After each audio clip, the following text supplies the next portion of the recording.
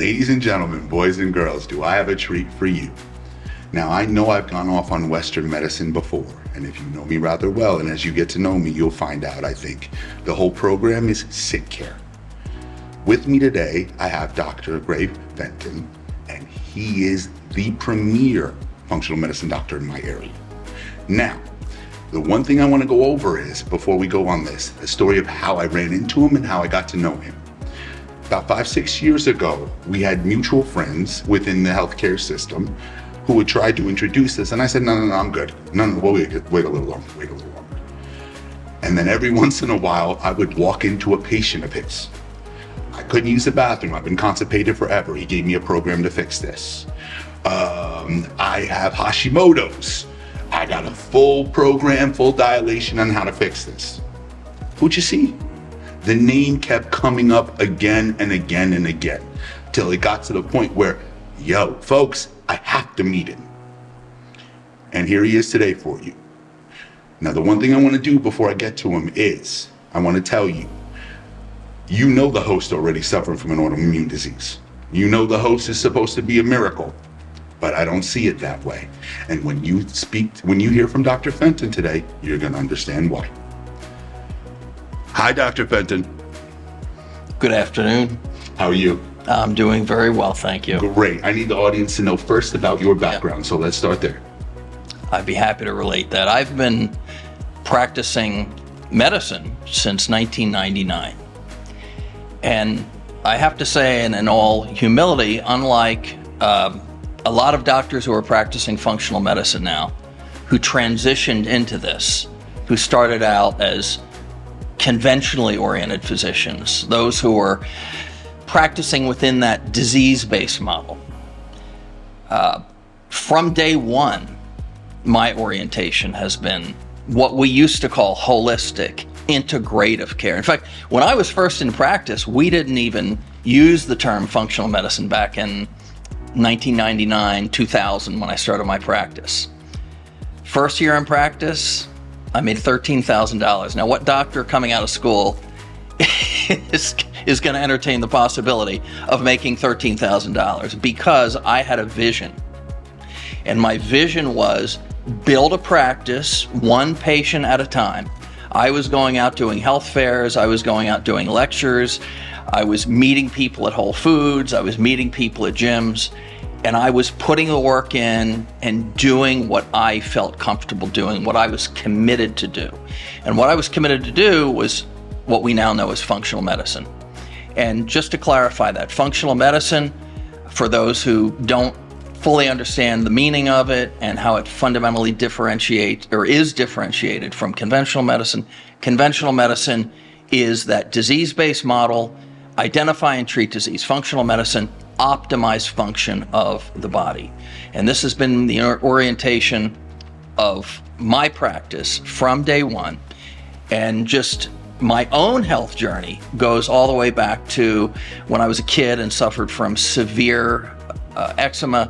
I looked to nutrition as a way to heal myself, and it's been a passionate, really fun journey from that day forward. Now you know why he fits on this show for two separate reasons. One, it wasn't about just building a brand. It wasn't about curing symptoms. He's proactive, and that's why he's here today. So we're going to get right into the nitty-gritty in a second. So let's just go to it. Since the autoimmune crowd that follows me is going to love this podcast to death, can I ask you this one real quick, and we'll start off with this. Sure. Chelation therapy. Why do you go to it? What are you looking for in the blood work? What inflammatory responses do you look for or test for? Let me ask it that way. So first, a little in the way of definition. What is chelation therapy? So it comes from the Greek word chelos, meaning to claw. And chelation therapy is a treatment. Actually, it can be an array of treatments. There are intravenous therapies, EDTA, DMSA, DMPS, the alphabet soup of substances along with glutathione that share the common property of being able to bind toxins, carry those toxins out of the body. Now, why do we want to do that? And how do I determine if someone has toxins? There are several ways of testing. Blood testing, hair. My preferred approach is a 24-hour urine collection. The reason for that is because it gives more accurate information. It's a more sensitive way of determining whether a person has high levels of. So what do we mean by heavy metals? Mercury, lead, arsenic, cadmium, and so forth, aluminum. These are metals that have no known useful function in the body. These are toxins. And these toxins are both neurotoxins. They can trigger inflammation in the body. They can be players, it's theorized, not only in possibly neurodegenerative conditions, autoimmune disorders, cardiovascular disease. So we do the test. We identify what metals are present and to what degree. And then depending on what heavy metal I find, that then in turn helps to determine what the best approach is. So if someone, for example, has high levels of mercury, DMPS, DMSA, glutathione, these are very useful for mercury. Then there are the totally natural things like cilantro that can be useful. If, on the other hand, a patient has, and without belaboring the point, but if a patient has arsenic, they would do well, or lead might do well with EDTA chelation therapy. So there's the identification of the offending substance. I want to mention one other concept here, which is that if metals are deep in the tissue, we sometimes need to do what's called provocative testing and administer a substance like DMPS or DMSA or EDTA or one of these alphabet soup chemicals as a way of drawing out what's in the tissue and then getting a better idea of what lies deep there and then engage in a treatment program. Doc, since we're on this topic, the hot topic right now all over the place is vaccination, anti-vaccination. And what I really want to discuss is, have you treated anybody with Down syndrome? And if you have treated them in their practice, have they responded to these therapies? So with regard to Down syndrome, I have worked over the course of my 26 years in practice. I've worked with a number of patients with neurologic conditions, very few, precious few with Down syndrome. So I really don't have a large or a significant patient base on which to comment on that. But I can tell you that with regard to other neurologic conditions, such as autism, such as MS, such as other things like inclusion body myositis. I won't go down through all of the specifics, but a variety of neurologic conditions.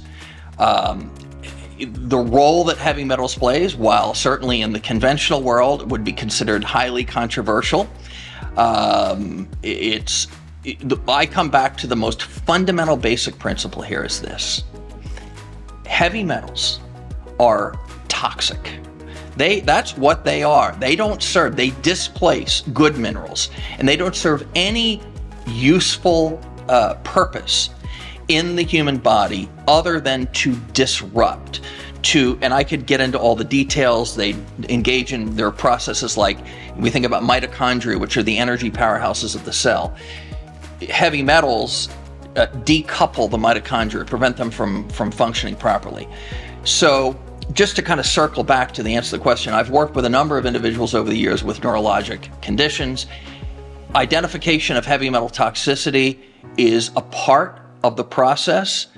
Treatment of that can produce varying levels of success because there are often other variables, other factors involved.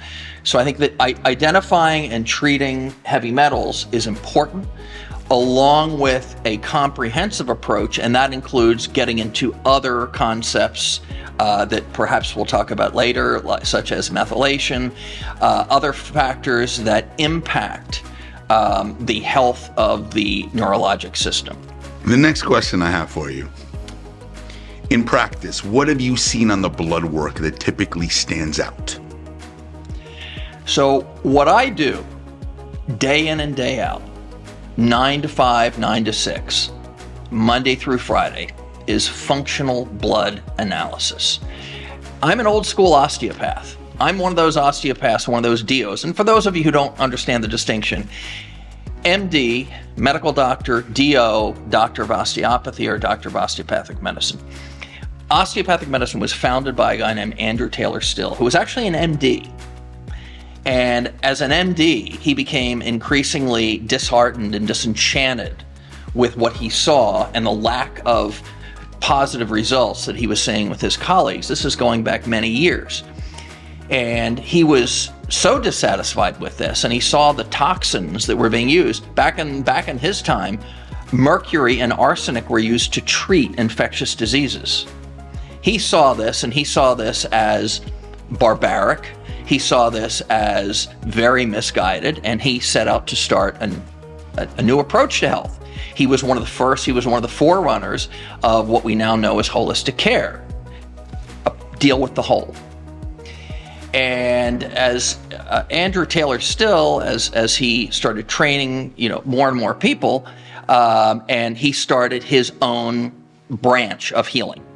Now, fast forward to what I was talking about. So as a DO, I do some other things. I do some osteopathic manipulation, but 95% of my practice is functional blood analysis. So let's talk more specifically about that. Let me give that to you real quick. What that means. Before we go to that, how many markers are you testing for? What are you, in other words, if I go to a doctor in Western medicine, what I'm going to find is they're going to test only for 16 markers. Yeah. And what you'll notice is they're only testing for what happens downstream. Yeah. Usually I'm almost out of gas at that point. If I could have caught it upstream, my quality of life would have changed, and we could have alleviated the problem quickly. Right. So the number of markers, frankly, I've never sat down and counted up how many markers I'm looking at, but what I am looking at in my practice when I do functional blood analysis, to your point, is not just what's downstream. I am interested in what's upstream. I want to know what is the genetic contribution, or what is the contribution of genes to the health of this person? What is the contribution of the impact of how a person is eating, of that person's lifestyle, to their biochemistry? When someone comes into me and they say, I've been diagnosed with inclusion body myositis. How many of those cases have you treated? And say, well, I could probably count on one hand the number of people that I've treated with that condition. But here's the point. In functional medicine, it's not about treating the disease, it's about correcting imbalances. So this gets back to the answer to your question, which is that what I am doing when I'm ordering tests is I'm trying to get as clear and in-depth a picture as I can into the biochemistry that is unique to that person. So what does that include? Well, it's going to include something called methylation, which we can certainly talk more about. We'll get to that, but I also want to mention that it also means looking at heavy metals. It also means looking at hormone balance. It also means looking at micronutrient analysis. Well, what does that mean? Well, how many doctors test what's your vitamin B1 level, your vitamin B2, your vitamin B3, and how is that functionally affecting the cell? So we do a test called functional micronutrient analysis that doesn't just measure the serum levels of these nutrients, but how your cellular function is impacted by these nutrients. And that in turn allows us to determine which of these nutrients you need more than others. So we're looking at toxins, we're looking at nutrient status, we're looking at hormone status, we're looking at genetics, which may be a segue into methylation. Before we get to that, so doctor, let me ask it this way. Yeah. Do you test the micronutrients before you test the MTHFR? Or the MTHR for methylation, or having a methylation issue? Yeah. So before you do the genetic testing? So in my approach, first off, I have no one size fits all. And my answer to that question is that it will depend to a degree on the specifics of that person. But let me speak in kind of broader terms here. When a patient presents to me, and I would say that probably 40% of my patients show up with no particular complaints. They're in my office for health optimization. The other 60%, many of them are interested in that too, but they do have a specific concern, specific health issue. So how I'm going to approach that each individual is going to depend on the particularities of that. So what I usually do, but what I typically do, is after that initial visit, and I'm taking notes as to what kind of testing I'm going to do, and almost invariably, I'm going to want to know right off the bat what their methylation is. I'm going to want to know what the balance of hormones is. I will look at the traditional markers. I am going to do a comprehensive metabolic panel. I will do a CBC, but I'm going to be, even in those very basic things, I'm going to be looking at them in a fundamentally different way than other conventionally trained doctors will. So yes, I almost always want to know how well that person methylates very, very early on in my evaluation. I can imagine. How many of the deficiencies you see are basically due to micronutrient? In other words, some of the conditions that are coming in, are they basically between metal toxicity and micronutrient deficiency? Like, how much of your practice is based on that? Yeah. So a very significant percentage of my patient population, and I'm talking now specifically in regard to what they're presenting with, what their areas of concern are being impacted by genetics. And I would say, let's kind of break it down here. I mean, obviously, look, genetics impacts everything about who we are. That's the blueprint after all. But what I mean by how the genetics are affecting a person in any particular instance has to do with, okay, so let's take methylation. If someone has a particular mutation in the MTHFR or the COMT or the MTR, which these are all, and I should explain this alphabet soup. So these are ways of describing particular genes, these segments of the DNA that control how well a carbon with 3 hydrogens binds to another molecule. And that's important for cellular repair. It's important for utilization of nutrients, utilization of vitamins. So I would say that methylation defects play a role in probably 2/3 of what playing a significant role in what I see.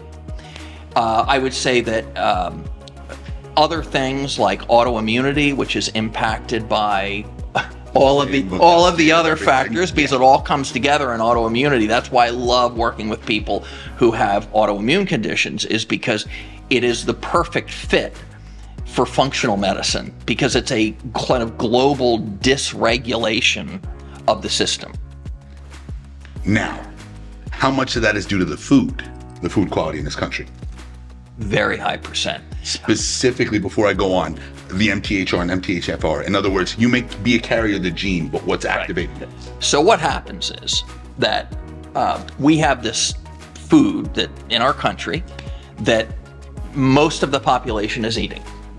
And unless they're seeking out real food or growing their own food, what happens is that people are eating this food that has had nutrients stripped away, and then other synthetic so-called nutrients added back in. And one of the problems with that, a big problem, is, let's take folic acid, B vitamin. Well, folate is a B vitamin. Folic acid is a synthetic analog, or version, shall we say, of this particular B vitamin. So when a manufacturer strips away the natural folate and then adds back in this folic acid, and they now call this enriched bread. They call it enriched food. and it's not enriched at all. It's actually food that's been stripped. Now, the danger there isn't just that the nutrients have been removed, but that they have been replaced now by something that makes things biochemically worse. Because if you put folic acid into the body, and and that particular individual is a genetically compromised methylator, that folic acid actually is harmful. That is causing harm neurologically. And the way of correcting that is, number one, to remove the offending foods, to eat real foods, and to compensate. I often say I can't change your genes. I mean, I think gene editing is kind of an up-and-coming thing. Could be a little scary. I think it's, rife for potential for abuse. But at this point, when someone comes into me, I say, I can't change your genes, but I can compensate for your genes. And I can compensate through the use of things like methylfolate, MTFE. I can employ as a tool to good health, healthy, safe, methylated B vitamins, as an example. There are other methylators like TMG, trimethylglycine, that can be useful. But the point being that this is a huge issue and has a major impact on health.